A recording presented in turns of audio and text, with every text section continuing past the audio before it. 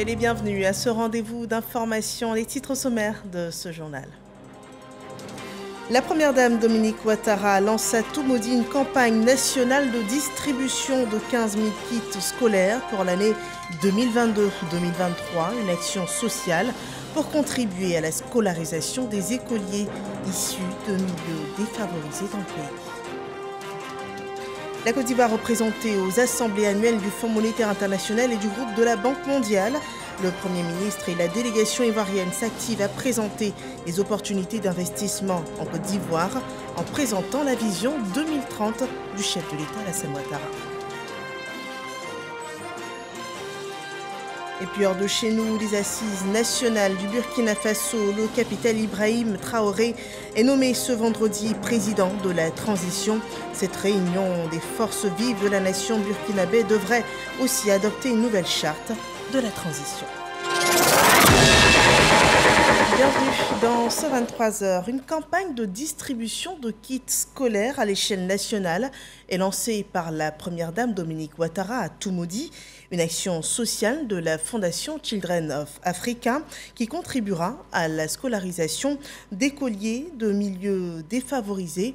15 000 kits scolaires d'une valeur de 150 millions de francs CFA seront distribués dans tout le pays. Et pour cette ville de Toumoudi qui a reçu le lancement de cette grande campagne, 5 000 kits scolaires ont été remis aux différents écoliers, également des vivres pour la cantine scolaire, des équipements et du matériel pédagogique. Une nouvelle bibliothèque également de 1000 ouvrages a été ouverte dans cette ville, suivant ce témoignage de Jérôme Kofi Abola. Toumoudi, district autonome des Lacs, dans le centre du territoire ivoirien. Une ville à l'honneur d'accueillir ce vendredi la première dame de Côte d'Ivoire et d'abriter pour cette année 2022 la cérémonie de lancement de la campagne de distribution de kits scolaires aux écoliers ivoiriens à l'initiative de l'illustre hôte. Il est pratiquement 12h30 au moment où arrive Dominique Ouattara au groupe scolaire qui porte son nom, à la grande joie des populations mobilisées, notamment des élèves qui l'attendent.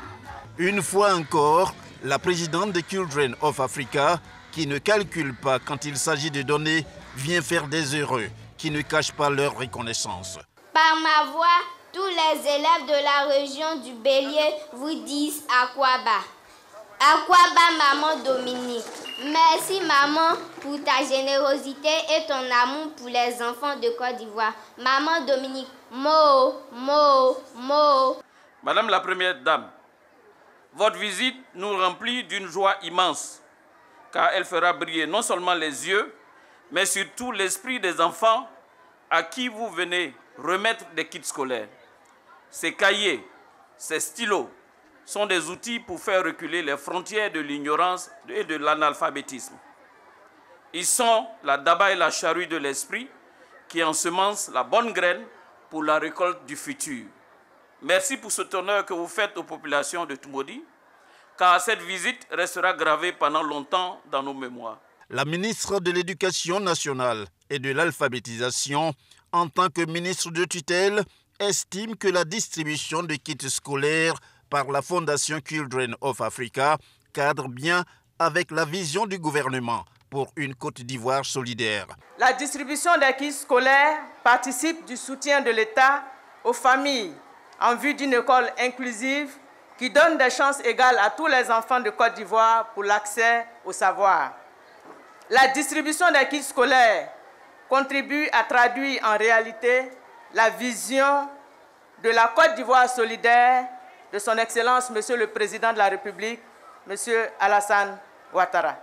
Pour atteindre le plus grand nombre d'élèves, l'État bénéficie de l'appui de plusieurs partenaires, au nombre desquels figure la Fondation Children of Africa, dirigée par Madame Dominique Ouattara, la première dame de la Côte d'Ivoire.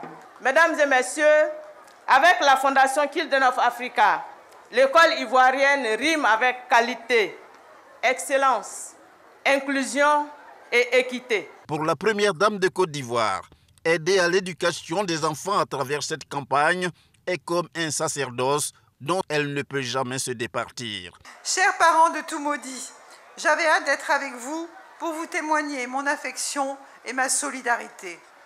En effet, en tant que présidente de la Fondation Children of Africa, dont la vocation est de venir en aide aux femmes et aux enfants, je mets un point d'honneur à rester proche de nos populations pour répondre au mieux à leurs préoccupations.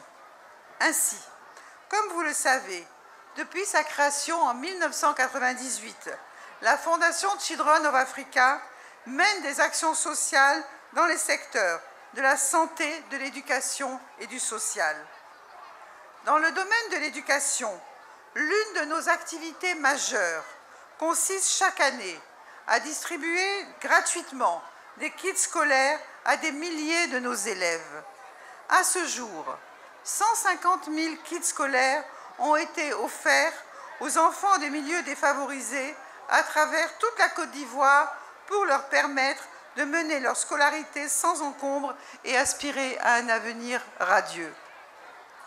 Ces actions visent également à soutenir les efforts du gouvernement en faveur de la scolarisation de nos enfants. Par ailleurs, la bibliothèque offerte par Madame le ministre-gouverneur Raymond Kofi et que j'ai eu grand plaisir à inaugurer a été équipée par la Fondation Children of Africa de 10 000 ouvrages et 10 ordinateurs pour en faire une salle multimédia au bénéfice de nos élèves. Tous ces dons ont une valeur de 100 millions de francs CFA. Mesdames et messieurs, ces dons ont été rendus possibles grâce au soutien de nos généreux donateurs que je n'aurai de cesse de remercier. Chers enseignants, il faut de la passion pour transmettre la connaissance et s'engager pour l'éducation des futures générations.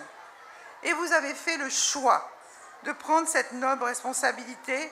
Vous pouvez en être fiers et vous avez tout mon soutien.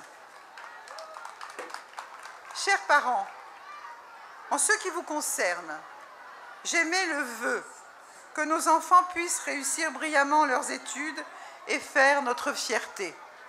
Notre rôle à tous est de les accompagner quotidiennement jusqu'à la majorité en nous assurant qu'ils soient bien encadrés et qu'ils ne manquent de rien et reçoivent une bonne éducation. Pour ma part, je continuerai à offrir le meilleur à nos enfants et à leur apporter toute mon affection et toute mon aide. Quant à vous, mes chers enfants, je sais que je peux compter sur vous pour faire bon usage des kits scolaires que je vous ai ramenés et avoir une excellente moyenne tout au long de l'année. La présente campagne, qui démarre à Toumoudi, porte sur la distribution de 15 000 kits scolaires, dont 5 000 aux enfants de la région qui reçoivent en plus des vivres pour leur cantine. Ces kits sont composés notamment de cartables, ainsi que des manuels, sans compter les tables bancs et autres. Cette campagne de Toumoudi succède à celle d'Adiaké en 2021. Pour rappel, la campagne de distribution de kits scolaires que conduit la Fondation Children of Africa, dirigée par la première dame de Côte d'Ivoire, Dominique Ouattara, court depuis 2011. Voilà, des dons estimés à plus de 100 millions de francs CFA qui ne laissent personne indifférent. Je vous propose d'écouter des réactions. Ça symbolise l'aide qu'on apporte aux parents en offrant des kits aux élèves pour leur permettre d'étudier dans de bonnes conditions.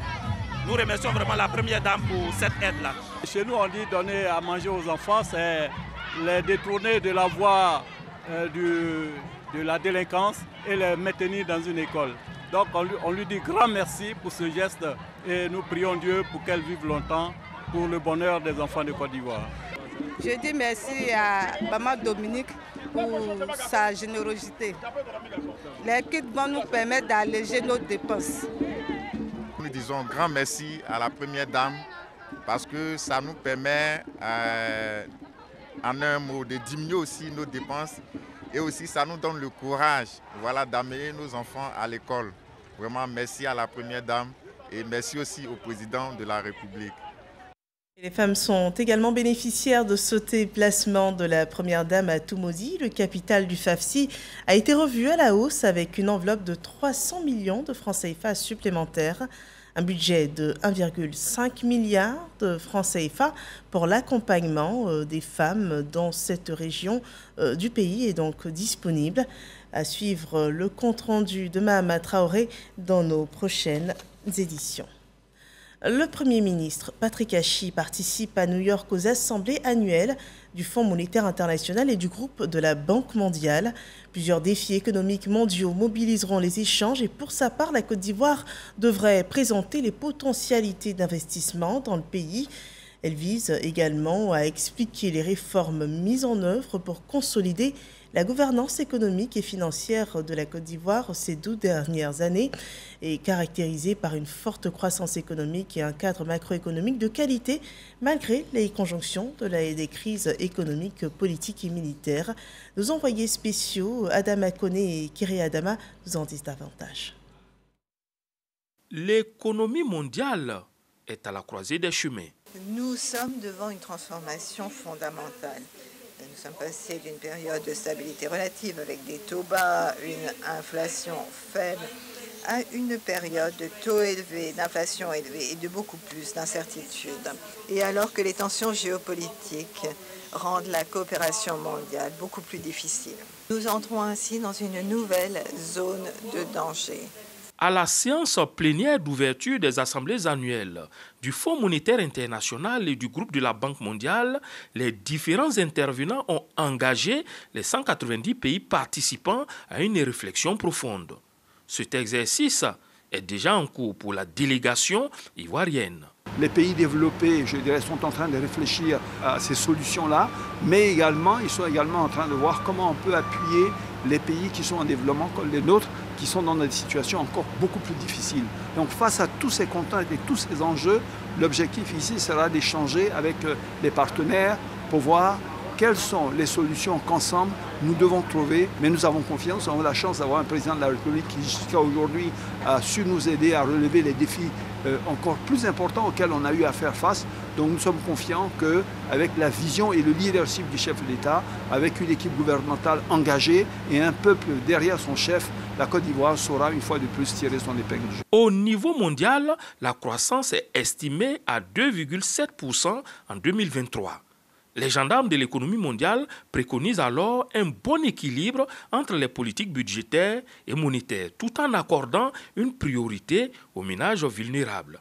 Là aussi, la Côte d'Ivoire est présente au rendez-vous.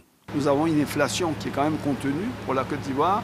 Nous avons également une dette qui est contenue, avec un service de la dette qui reste encore maintenu.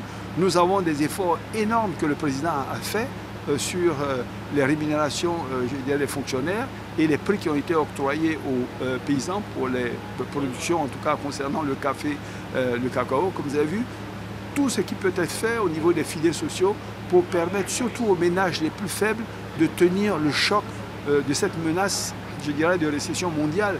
Les assemblées annuelles du Fonds monétaire international et de la Banque mondiale reprennent ainsi du service après 2 années de perturbations liées à la pandémie du coronavirus.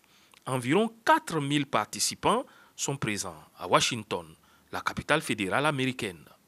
Et sur un autre front, cette fois au plan parlementaire, la Côte d'Ivoire est représentée au Rwanda par le président de l'Assemblée nationale dans le cadre de la 145e Assemblée de l'Union parlementaire. Adama Bictogo multiplie les échanges en vue de renforcer la coopération entre l'Assemblée nationale et toutes les institutions parlementaires au niveau du continent africain et aussi du monde. Le compte-rendu de Moussa Konaté. L'Union interparlementaire a pour objectif la promotion de la démocratie, la paix et le développement durable. Le président de l'Organisation mondiale des parlements et son secrétaire général échangent avec le président de l'Assemblée nationale, Adama Bictogo. Au cœur de la rencontre, la participation active de la Côte d'Ivoire aux activités de l'instance parlementaire internationale. Nous avons rencontré le président premièrement pour le remercier d'avoir assisté à cette organisation qui est une organisation internationale qui avait pris son temps pour venir assister. Et c'est une occasion pour l'ensemble des parlements du monde de discuter des questions internationales. Et il était important que le point de vue de la Côte d'Ivoire soit pris en compte. La Côte d'Ivoire vient de reprendre sa place et donc j'ai échangé avec le président à l'effet de permettre donc aux députés ivoiriens de pouvoir siéger dans des instances de décision de l'Union. Et je crois que là-dessus, le président souhaitait que je lui transmette un courrier en adressant les points qui préoccupent donc l'Assemblée de Côte d'Ivoire. Le Rwanda, pays d'accueil de la 145e Assemblée de l'Union interparlementaire. La présidente de la Chambre des députés du pays hôte se félicite de la présence de la Côte d'Ivoire à ce sommet mondial. À l'issue d'une séance de travail, Donatil Moukabalissa et Adama Bictogo s'engagent pour une meilleure coopération entre leurs institutions. On a exprimé le souhait de continuer à renforcer les relations entre nos deux parlements et on a conclu que nous allons signer un mémorandum d'entente entre nos deux parlements pour voir dans quelle mesure nous pouvons collaborer en tant qu'institution parlementaire. Plus que jamais, nos deux pays ont besoin de renforcer leurs liens, à l'effet donc de faire valoir nos expériences qui pourraient donc éventuellement profiter à nos différentes populations. Le président Adama Bictogo s'est entretenu également avec le président du Parlement de l'Égypte, le renforcement des relations au centre des échanges. Et il y aura de coopération entre les deux parlements en tous les domaines. Nous avons convenu d'une visite au Parlement égyptien, visite qui portera essentiellement sur le renforcement de notre collaboration. La délégation ivoirienne conduite par Adama Bictogo a eu aussi une séance de travail avec le président du Parlement du Ghana. Il a été question de la diplomatie parlementaire entre les deux pays. Et l'actualité de l'autre chambre du Parlement ivoirien, le Sénat, le président du Sénat recevait le caucus des femmes sénateurs de Côte d'Ivoire. Le président du Sénat, Jano Ahoussou-Kouadio, a marqué son soutien à cette organisation représentative. Kader Sogodogo. Rencontre d'échange entre Jano Ahoussou-Kouadio et le caucus des femmes sénateurs. Il s'agit d'un forum qui regroupe toutes les sénatrices en activité. Elles entendent bénéficier du soutien de leur président pour booster leurs différentes activités. Notre objectif, en tant qu'échantillonnage des femmes leaders de notre pays, est entre autres de nous impliquer par nos actions à la résolution de certaines problématiques afin de rendre notre institution plus auguste. Excellence, Monsieur le Président, le caucus ne serait efficace sans une aide, sans une subvention. Ce sera donc une de nos sollicitations à l'endroit de notre institution que vous dirigez de main de maître. Le président du Sénat, pour sa part, compte sur cette initiative qui doit contribuer au rayonnement de la Chambre haute du Parlement. Vous avez un rôle de rassemblement, de coller tout ce qui est épars, tout ce qui est fissu. Ce caucus-là doit aller pour boucher, pour montrer aux yeux de la nation que c'est les femmes qui ont pris en main la paix en Côte d'Ivoire, la cohésion nationale. Merci beaucoup. Toutes mes félicitations, tous mes voeux de bonheur vous accompagnent. Considérez que le peu qu'on a, nous allons vous soutenir. Le caucus des femmes sénateurs compte à ce jour 21 femmes. Toutes siègent dans les commissions dans le cadre du vote des projets de loi et autres missions assignées à ces élus. Et à présent, ce communiqué de la Commission électorale indépendante, la CEI informe les parties prenantes au processus électoral qu'en prélude à l'opération de révision de la liste électorale 2022, ces commissaires superviseurs effectuent une mission d'installation des commissions électorales des représentations diplomatiques du 15 octobre au 23 octobre 2022. en application de l'article 30 de la Constitution ivoirienne qui dispose que l'État assure la participation des Ivoiriens résidant à l'extérieur à la vie de la nation. Parmi les représentations diplomatiques de la Côte d'Ivoire, 21 pays ont été retenus en Amérique du Nord, en Europe et en Afrique sur la base de la forte représentation de la population ivoirienne y résidant. Cette mission s'articulera autour des deux activités majeures: l'installation effective des commissions dans les représentations diplomatiques par l'élection des bureaux et la formation de commissaires, la rencontre avec la diaspora ivoirienne afin d'informer celle-ci sur le processus électoral et répondre à ses préoccupations. La commission électorale indépendante invite les Ivoiriens de la diaspora à participer massivement aux rencontres auxquelles elle sera conviée, ainsi qu'à l'opération de révision de la liste électorale. Dans la suite de l'actualité en Côte d'Ivoire, la ministre d'État, ministre des Affaires étrangères, de l'intégration africaine et de la diaspora, Kandia Camara, lançait ce jour les travaux de construction de la nouvelle chancellerie du Royaume du Maroc en Côte d'Ivoire.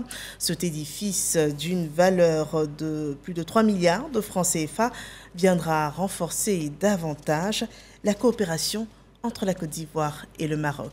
Le commentaire de Éric Corré. Les échanges économiques entre la Côte d'Ivoire et le Maroc ont triplé depuis 2009, des résultats qui montrent la performance des relations entre les deux pays. C'est pour renforcer cette relation qu'une chancellerie du Royaume du Maroc va bientôt s'ouvrir en Côte d'Ivoire. Cela fait maintenant 60 ans que la Côte d'Ivoire et le Maroc coopèrent.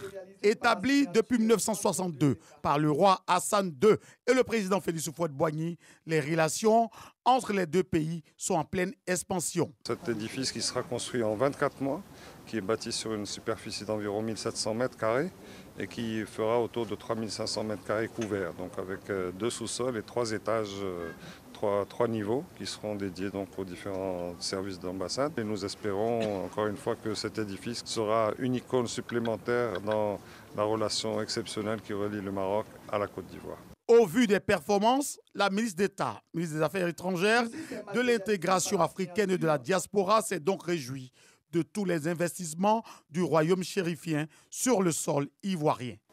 Ce chef-d'œuvre réalise la symbolique de l'excellence des relations d'amitié et de fraternité qui existent entre la Côte d'Ivoire et le Royaume du Maroc. Et chaque année, ce sont des centaines de bourses qui sont offertes aux étudiants ivoiriens afin d'aller parfaire leur connaissance au Maroc. Le Maroc a construit 2 débarcadères à Tekoubé. Le Maroc fait beaucoup de choses.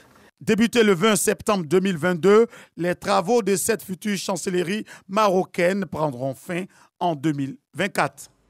Et nous parlons à présent d'environnement. En prélude à la prochaine COP, le ministre Jean-Luc Assy a remis le document de contribution déterminé. Il s'agit d'un document qui présente les engagements de la Côte d'Ivoire, des engagements pris pour réduire les émissions à effet de serre d'ici 2030. Nous en parlons dans ce reportage de Grace Kando. Sharm el-Sheikh, en Égypte, le pays accueille du 6 au 18 novembre prochain la 27e conférence des parties à la Convention cadre des Nations Unies sur les changements climatiques, COP27. L'Égypte est fière d'accueillir la délégation ivoirienne de très haut niveau en vue d'arriver à une percée dans la collaboration dans le domaine climatique. Une percée qui démontre la solidarité entre tous les États et toutes les parties prenantes en vue de mettre en œuvre toutes les promesses déjà faites pour préserver notre environnement pour notre avenir et celui des générations à venir. Au nombre des pays participants, la Côte d'Ivoire, avant ce rendez-vous mondial sur le climat, le ministère de l'Environnement a remis le document des contributions déterminées au niveau national CDN aux représentants d'institutions, aux diplomates accrédités en Côte d'Ivoire, aux partenaires au développement et aux collectivités. Dans ce nouveau document, la Côte d'Ivoire a pris un engagement de réduire de 30,41% ses émissions de gaz à effet de serre à l'horizon 2030. Il faut noter que le premier engagement que nous avons pris était de réduit de 28,25%. Donc il y a un bond quantitatif et qualitatif concernant la réduction de nos émissions de gaz à effet de serre. Le deuxième point, c'est véritablement l'adaptation, parce que nous, pays africains, nous subissons de plein fouet les effets néfastes du changement climatique et rendons vulnérables tous les secteurs de nos activités. C'est pour cela que nous avons révisé les secteurs vulnérables au changement climatique, pour lesquels nous avons apporté des solutions d'adaptation à ces différents effets-là. Les contributions déterminées de la Côte d'Ivoire ne se limitent pas uniquement à la réduction des émissions de gaz à effet de serre. Une mise à jour des secteurs vulnérables au changement climatique a été effectuée en vue d'une meilleure planification. Ainsi, 5 secteurs du développement économique ont été identifiés comme très vulnérables au changement. Ce sont l'agriculture, l'élevage, l'aquaculture, la forêt et l'utilisation des terres, les ressources en eau, la santé et les zones côtières. Pour accroître la résilience de ces secteurs, plusieurs actions ont été planifiées. L'amélioration des technologies de production pour un meilleur rendement, tout en évitant la dégradation des sols et des forêts. La maîtrise et la gestion des ressources en eau par le renforcement de la planification et de la coordination des bassins versants. Les attentes de la Côte d'Ivoire à la COP27 sont nombreuses. Il s'agit entre autres de l'effectivité du transfert des technologies climatiques, la prise en compte d'initiatives d'envergure régionale, la concrétisation de l'opérationnalisation de l'accord de Paris. L'actualité politique en Côte d'Ivoire enregistre une réunion du secrétariat exécutif du RHDP, une séance de travail et d'information spécifique destinée aux secrétaires exécutifs et adjoints et les secrétaires nationaux, suivant ce développement de Éric Corré. Cette rencontre des secrétaires exécutifs adjoints et des secrétaires nationaux du RHDP s'inscrit dans le cadre d'une série de réunions avec les membres de l'encadrement politique et les élus du RHDP.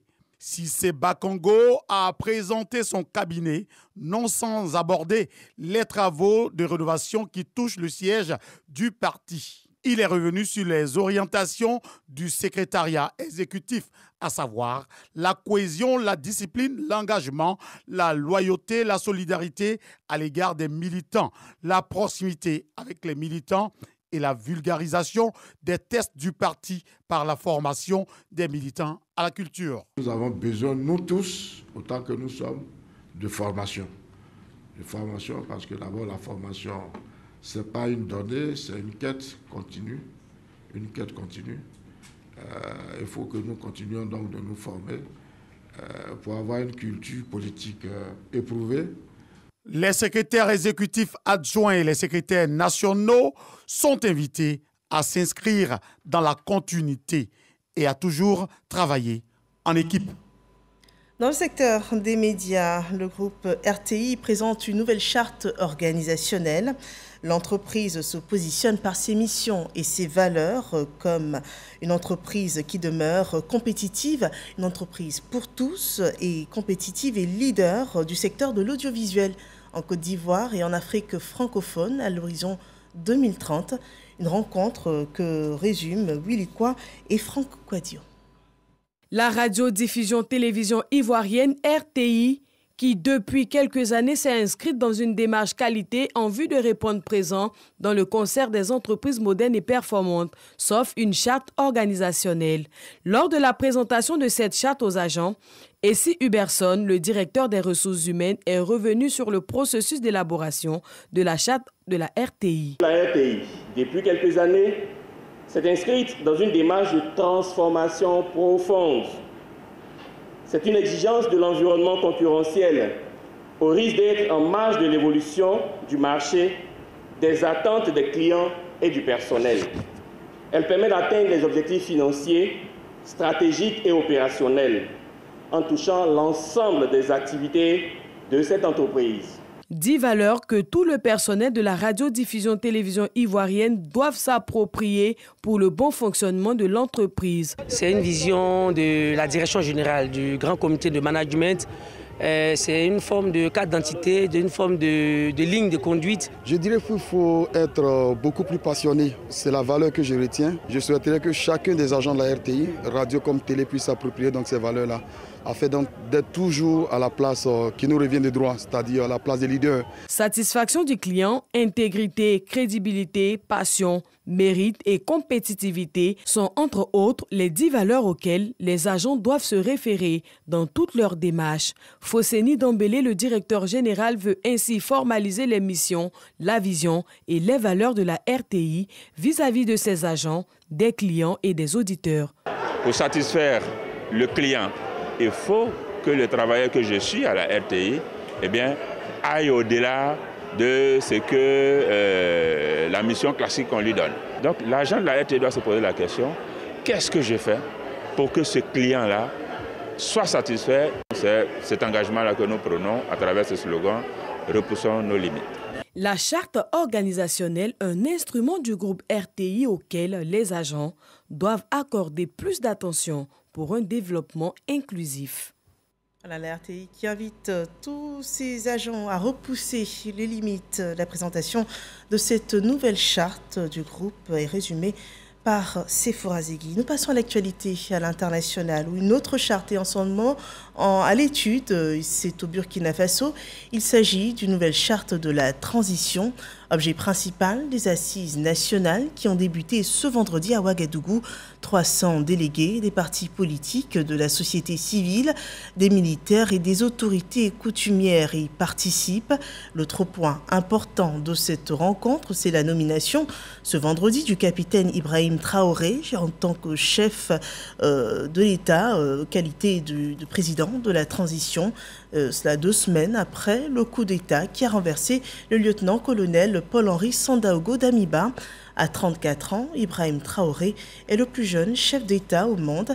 Il promet de faire en 3 mois ce qui ne l'a pas été les 8 mois derniers, notamment en ce qui concerne la lutte contre le djihadisme. 300 délégués représentant les partis politiques et également la société civile prennent part à cette grande réunion. Voilà qui met un terme à cette édition d'information. Merci de nous avoir suivis.